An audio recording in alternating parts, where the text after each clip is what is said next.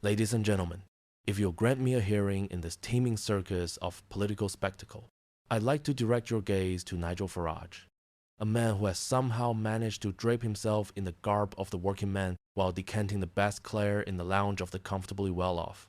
Let's marvel for a moment at this feat of theater. Here's a former city trader, private educated and never short of a lucrative gig on television, who gestures to the downtrodden and insists with an earnestness rivaled only by his own acting that he is their champion. This, I submit, is a bit like a fox holding forth on the shattered nerves of chickens. Observe, if you will, the well-practiced routine. Every social ill, every stumble of a worn-out public service is blamed not on the suits snipping away at wages or the landlords raising rents, but on the foreigner who has been here 5 minutes. The scapegoat, that ancient crutch of charlatans, is wheeled out again.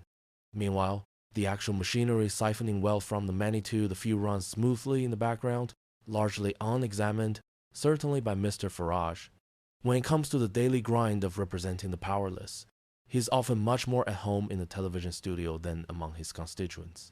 Questions about unfair work practices or insecure housing are met with another round of patriotic soundbites and, if pressed, vague assurances.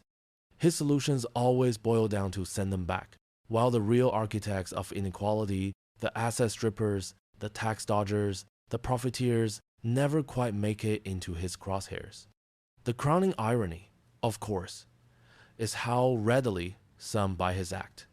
For all his rhetoric about ordinary folk, his closest political friends and party donors own multiple homes, offshore accounts, and enough connections to fill a diary. Yet here we are watching him perform the pub landlord rolling up shirt sleeves that have never met a day's manual.